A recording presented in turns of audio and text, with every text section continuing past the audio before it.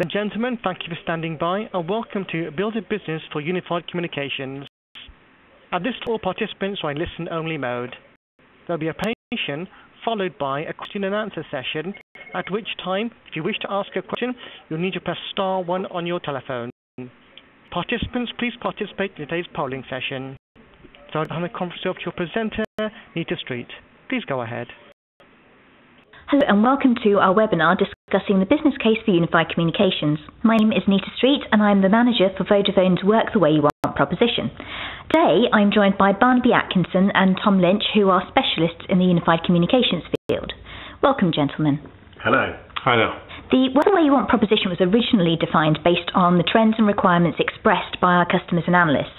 And it's come about due to the changes in employee expectations to be able to work flexibly, with IDC actually predicting that 37% of the global workforce, which is 1.3 billion people, will be remote workers by 2015. At the same time, organisations are needing to ensure maximum staff productivity, employee satisfaction and motivation, and not getting improved speed to market with all the cost efficiency firmly in mind. And as part of many of the conversations that I have with customers, the same question seems to come up time and time again, and that is, what exactly do I need to do to address anytime, anywhere working? And how do I build a viable business case that my company will accept and that they can actually afford to implement as well?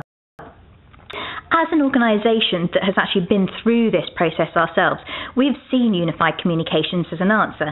And in fact, the transformation to Unified Communications has actually saved Vodafone around £45 million in travel and energy costs over a 5-year period in the UK alone. So we're asked regularly, how did we do it? So we have Barnaby and Tom here to help answer these questions and show you step by step what you need to do. The introduction, Nita. Right, Tom, let's start at the beginning with the basics. Can you tell us what Vodafone's definition of UC is? Well, we have a definition that focuses on the individual rather than the communications. We therefore define unified communications as the ability to communicate in a consistent manner using voice, video and collaboration applications, no matter where you are, what device you're on. Companies in this situation need to develop a strategy for consolidating their communications to address the needs of the business. An unified communication solution that fits the needs of your company is important, so it's key to understand how it will work across the organisation. The report backs the drive for unified communication, and we've put some bullet up there. Really just pointing out that 74% of multinational companies believe that more of their employees will be working off-site in the next year. And supporting fixed workers costs over 40% mobile workers. That's interesting information, Tom. The fact that it's 40% more expensive to support a fixed worker, and also 74% of users will be off-site within the next 3 years. That alone tells me there's savings to be had. Yeah. I particularly like Vodafone's definition being individual-centric, and this is the key to me as a user. As you know, I want to use what's appropriate for me at the right time and the right place. Customers are not all the same though. They work over different geographies and have a range of estates, from an old estate, a brand new collection of infrastructure, and in many cases a mixture of old and new. How do you view this? Well, it's a good question. The Vodafone solution intends to be a solution which is adaptable and flexible to meet varying customers' needs. We have a broad and widening geographic coverage, and our systems are designed to work in a hybrid environment, enabling customers to migrate when operationally and economically possible, appropriate. We have analog breakout for services such as fax and alarms. And services are important, such as installation and management of the on-site gateways. So to have a complete suite of services is important. Interesting, actually. So you would expect to support the transition over a period of time? Definitely. It's essential to show from the perspective of maintaining the business and commercially delivering the benefit. It's not a situation that's not possible to transition all users at once. It's essential to work the transition plan fits the commercial and operating priorities, and we build that into our transition plan. Cloud services are the way to go. What does that mean to an organisation? There are benefits to the organisation of going to a cloud-based solution. It's an OPEX model, which is no investment from the organisation in terms of infrastructure, which need ongoing spend and might have unused capacity. cloud solution gives a focus on the user and not on the infrastructure to support them. It gives the organisation the tools it needs to drive better productivity and employee satisfaction. Are services for voice new, and is there enough trust in them? Well, certainly. If you think about it, mobile networks themselves are a cloud-based service and have been around for almost 30 years. From OneNet Global Enterprise, a cloud-based unified communication solution that has the benefit of being secure in terms of private, but also the benefit of cloud-based resiliency. We have a strong experience in doing this and have a number of clients live in the service. For example, one of the largest electronic product manufacturers in the world has moved to flexible working practices and enhanced collaboration. This benefits initial connectivity savings of 22%, and 10% reduction in total cost of ownership over legacy PBX, expected energy, travel and carbon savings, and a new way of working. So to summarize, there's been a 17% saving compared to the traditional PBX environment, as well as an initial 22% saving on connectivity. Yes. So many customers also have enterprise applications and call centres. Where does this fit into your model? Well, customers can integrate with enterprise applications such as Lync or Google through desktop or server-side integration. That benefits to the end user of both the enterprise application and the unified comms with a simple interface. Contact centre can be provided as part of the services, enterprise the benefit of being in a cloud-based solution. Alternatively, it can be interfaced to the customer call centre through a gateway service. Again, you refer to a hybrid model as appropriate. We've some benefits there, but what would be the actual hard benefits from a UC solution like the one offered by Vodafone? Well, first of all, like cost of the service. A cloud model is efficient and you only pay for the users in the service, so no unused paid for capacity. And of course, future-proofing. So software updates are included, essential upgrades are done as part of the service, and new features are made available to you to purchase as and when you wish. Like Vodafone's includes a centralised breakout for PSTN, so in theory you can remove all of your local access.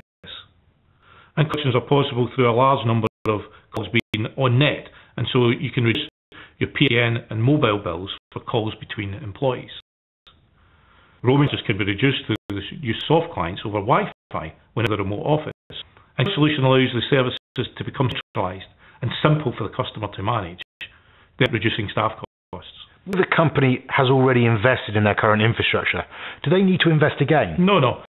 You don't invest again. You can sweat the assets of the current estate. You need to manage the asset out or to maintain it because you have a particular application associated with them that it needs to support.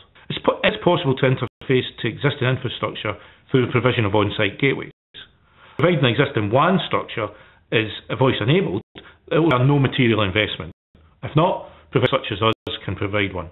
Our solution provides the full IPT features on both mobile and fixed devices, negating in many cases a need for IPT desk phones. And the use of mobiles will be straightforward, as we do not require a client on mobile devices, saving an unnecessary spend on smartphones. So in other words, you don't need to upgrade your mobile bandwidth. Thanks for that, Tom. That's loud and clear. So, what about the soft benefits? And do they really matter? Yes, they really do. I mean, for instance, being contactable wherever and what device you're on drives speed in the organisation and to market. One can drive customer satisfaction and sales. And regarding flexible working, there are two types of flexible working. There's flexible working. Users can work where and when they want, get improved productivity and greater employee satisfaction. Then there's planned flexible working, where there's a rapid relocation of users, which is part of a business continuity plan. That's important. Other aspects of cloud platforms definitely reduce the need to travel with the compromising on user experience, provided they're fully integrated. I agree with your comments. As you know, I'm a flexible worker working for a US part of our business, and I have a requirement to be able to communicate across different time zones with my colleagues, particularly my customers. So much of the time I'm either at home or in hotels, equipped with my laptop or tablet, making audio and video calls. This is at any time of the day, and flexibility is really key to me, as well as the usability. I like the additional benefit you mentioned around business continuity, or disaster recovery. I think it's a really important factor which needs to be taken into consideration. Indeed. Okay, back to the business case. Measure these benefits and test them. I said the hard benefits will be a lot easier to measure than the softer ones. Yeah, right. To measure so-called hard benefits, the first thing to do is to have a clear understanding of your total cost of ownership, so that you have a baseline to measure against. You need to include things like support for people, hard and software, not getting third-party as well as in-house. The cost and the cost to upgrade the service. Additionally, you need to think of your usage, for example, your ISDN charges. And the accommodation costs at a broad level should also be included. There's a number of points there, and they all flow up to the financial impact on a business. But the soft benefits are more difficult to measure. How would you recommend measuring those soft benefits? And more importantly, how would you present that in a business case? The soft benefits can be difficult to quantify, and Vodafone can offer tools and professional services to help here. To get a better context for these costs, as well as establishing the softer benefits, a trial is often a good idea. In parallel, or alternative, would work with HR and facilities to get some benchmarks and measures. Should feed into a trial and help to gauge the impact. It's a direct question. Quite often people see the various Vodafone campuses and are intrigued to know, have you drunk your own champagne? Well, I like to drink my own champagne, but I think you're talking about the organisation here. Leadership from the top is vitally important. For example, the change lead was the CEO of Vodafone UK and gave up his private office space for an open plan office, making him approachable and setting the tone for the organisation. Change was rolled out in modules, so no part was ever too big and the benefits would be visible at every step. We had no budget for this. There are key guiding principles. Mobility will be that of the transformation. Users can choose whatever device they wish to use. The point of urgency will be the cloud. The cloud will provide the opportunity to introduce efficiencies throughout the organisation. We train end users at every stage of the process to understand and take advantage of the latest devices, mobile broadband access, instant messaging programs, etc. They need to learn how to get the most out of their newfound mobile freedom, and in particular to cast off the old habit is to treat telephones as telephones, devices only used to make and receive calls. Throughout the transformational journey, Vodafone made regular checks to confirm that change was really bringing improvements. A series of staff surveys measured how the change programme was being received, how people felt about working for Vodafone. It was to get the job done, if the tools, being mobile, were really doing their thing. So you measured all the way along, almost taking the pulse of the changes. Indeed. What impact has it had on the Vodafone business, and indeed the other companies Vodafone has worked with? Oh, there's some slides, bullet points in the slides being put up, and I'd just like to highlight in a few of them. In terms of flexible working and infrastructure, working from any location, Vodafone UK has been able to increase the occupancy of its buildings by 200%. In terms of improved productivity, within Vodafone, it used to take 90 days to execute a pricing change. The same activity now takes 4. Employee satisfaction and engagement. Building mobility into the workforce can free up to 15% of the workforce to spend more time working remotely with clients, and that's a large accountancy firm that found that out. Overall, the transformation to unified communications has saved Vodafone around 45 million in energy costs over the last 5 years. So to your point, even as a mobile company, we are still saving 45 million from this process. Yeah, that's right. What has learned working with organisations in the past, how would you recommend building a viable business case? You need to take into account the soft benefits as well as the hard. The hard benefit comparison will tell you how a cloud service can be cost effective and a suitable replacement strategy. But the soft benefits will tell you how the solution will benefit the organisation as it strives for a new way of working to address future needs. Just on this earlier, get some metrics from HR and facilities to help build the business case. Who needs to be part of this decision-making process? And are there particular influences to a project like this that you really need to keep in mind? There needs to be a wide range of inputs. HR needs to be involved as there will be a cultural change. You'll change the way you interact with customers. Marketing needs to be involved. You consider the different operational model that a cloud-based service gives. Staff and on-demand model needs to be considered. Property is impacted, as we saw in the Vodafone example, with higher occupancy rates, and it needs to be taken into account. You should also include vendors and partners, as they have often ideas to get, but also you can see the full product range. Okay, so as a final thought, 3 key takeaways for the audience on the implementation of UC. Communications makes a vital contribution to your business success. It allows users to work effectively no matter where they are and what device they're using, for better productivity at lower cost. Cloud-based services leads to an OPEX model that fits the need of the business in terms of pay-as-you-go and future-proofing the solution. And the majority of enterprises are becoming more mobile. Their mobility at the core is essential to the solution. The ability to collaborate across a wide range of devices is essential to have an effective unified communications.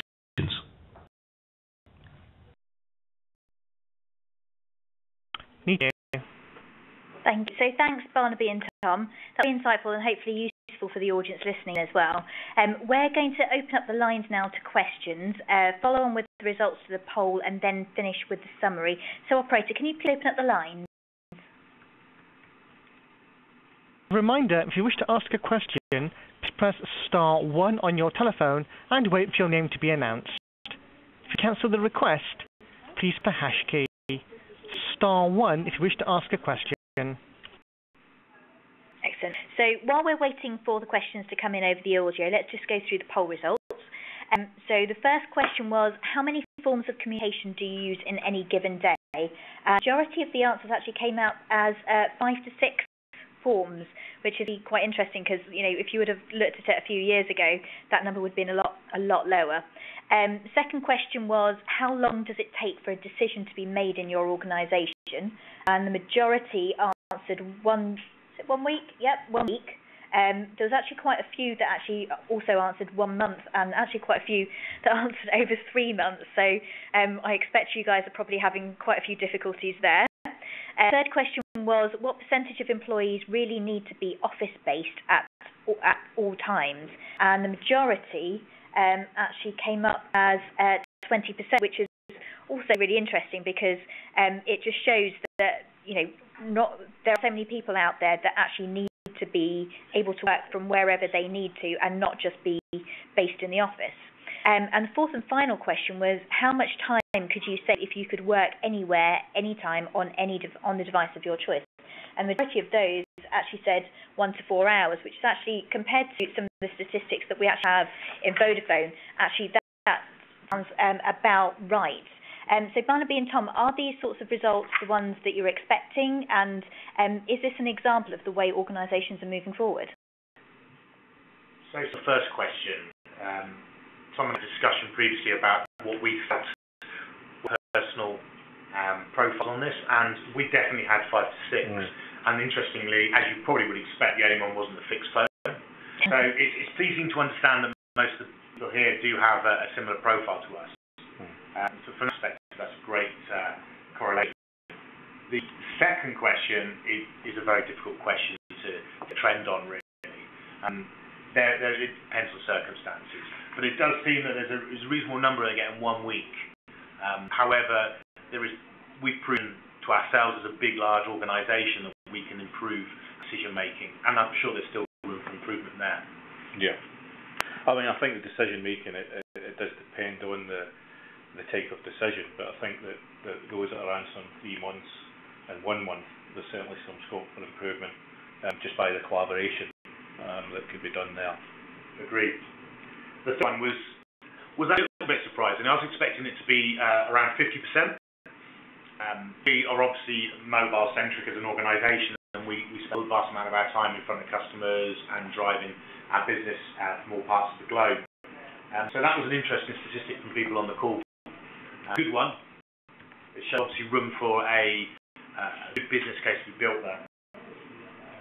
The last one was in line with my expectations, actually. I had down here 2 to 5 hours for circumstances.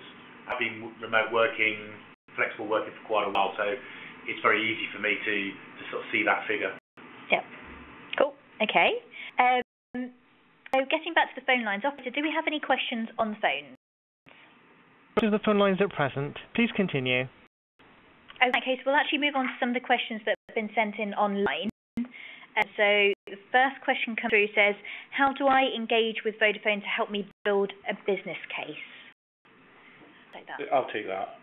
There's sort of two elements to this. Is that if you understand your costs, then, well, first of all, you would engage through your global account manager as your first point of call. If you want to understand how you work, the environment you work in, your Bluetooth, your strategy, then we'd engage in a consultancy exercise with you. If you've got a good handle on your costs, your current costs, and your positions, and you want to work the business case, then we can get a more definite sort of product-based comparison and TC model. So the message is that you can engage through the global account manager. You could discuss with them, decide whether it's a consultancy exercise to help you decide what it is your costs are. But if you've got them, then we can take that stage further. Cool. Okay. Hopefully that answers that question. How much could I save and how is the second question that's come through? This is how long is a bit of string type question, but to look at it reasonably, from an investment point of view, you want to do better than 15%, certainly in the UK, but in Europe. You want to do something with money that's going to give you a return more than 15%. So really, you want to be looking for 15 to 20% savings, and they'll be in the majority, the hard savings.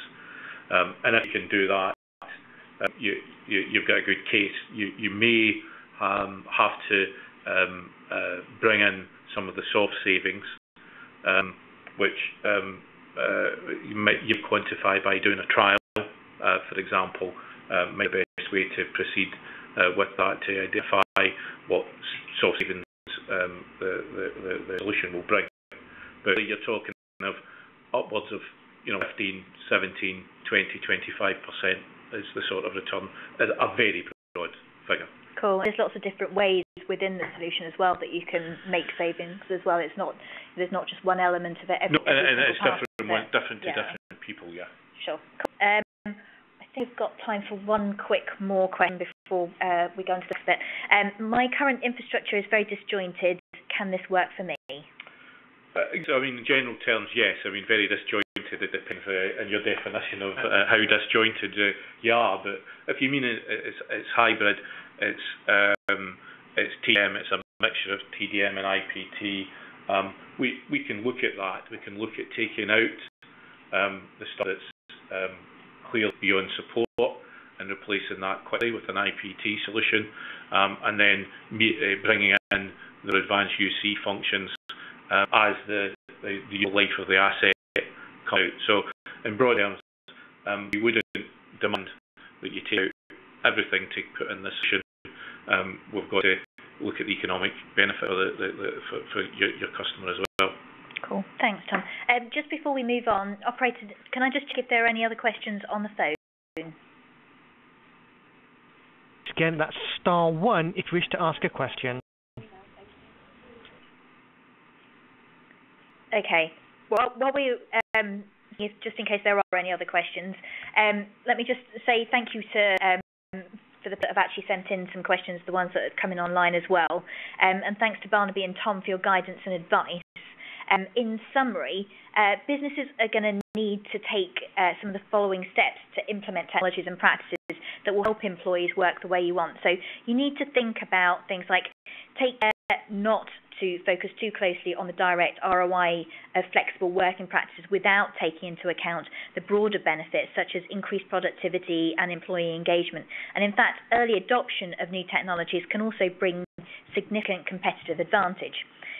Secondly, remember that speed to market will be key to the survival of many companies.